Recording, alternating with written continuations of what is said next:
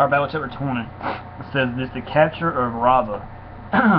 In the spring of the year, the time when kings go out to battle. See, that's also the thing about the Old Testament. Most of the wars always happen during the spring. It says Job led out the army and ravaged the country, the Ammonites or Jordan, and came and besieged Rabbah. But David remained in Jerusalem, and Job struck down or killed Rabbah and overthrew it. And David took the crown of their king from his head. He found that it weighed a talent of gold, meaning very heavy, and it was a precious stone. It was placed on David's head, and he brought out the spoil of the city, a very great amount. And he brought out the people who were in it and set them to labor, basically became their slaves, with saws and iron picks and axes. And thus David did to all the seed of the Ammonites or Jordan. Then David and all the people returned to Jerusalem. The Philistines, Philistine giants killed. See, even here in 1 Chronicles 20, you still have the giants that walk the earth. Philistine giants killed. And after this, there arose war with the Philistines at Gezer. Then Sibbecai the Hushathite struck down or killed Sipha, who was one of the descendants of the giants.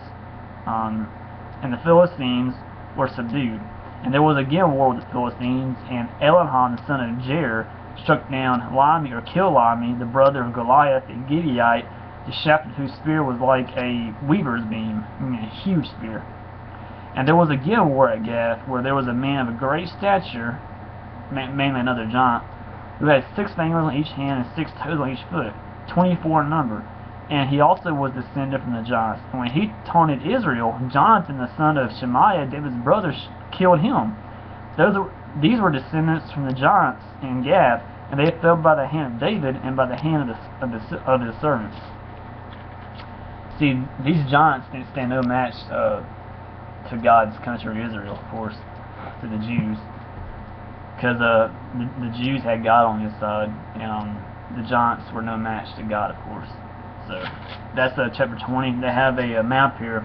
David defeats the Ammonites and the Syrians in 995 BC. After purposely humiliating ambassadors sent by David, the Ammonites prepared for David's response by calling for help from the king of Maacah and from Syrians living in Zobah and other regions north of Israel.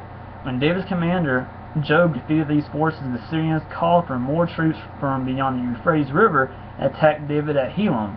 David's forces defeated them again, and the Syrians became subject to Israel. So that's what I'm saying. Even the Syrians was no match to Israel, because of course Israel had the true God on their side, who's of course Jesus Christ. Syria was no match to God, man. Here in the map you have the Ammonite alliance gathers for battle. Then David's forces attack the Ammonite alliance. And the Syrians beyond Euphrates River attack at Helam, and then David's forces defeat the Syrians at Helam. So this is the map basically that starts in Jerusalem, goes over to Rabbah, where David attacks the Ammonites. Also, at the same time, you have from Jerusalem through Thebes over to Tob up to Helam. David also attacks the Syrians there. So that's check real quick. Actually, the Syrians came from Lebo, Hamath, and from Abel Beth Maacah. So they came from all kinds of directions. So did the Ammonites. See, the Ammonite Syrians came from all directions to attack Israel, and David, of course, defeated them there. So that's chapter 20 about the capture of Rabbah. And here's the map real quick to see this. If I can hold it up. There's the map right there. You can see all the arrows and all. So anyway, that's chapter 20 about the capture of Rabbah, and the Philistine giants are killed. So that's chapter 20. We'll be right back to 21 here shortly.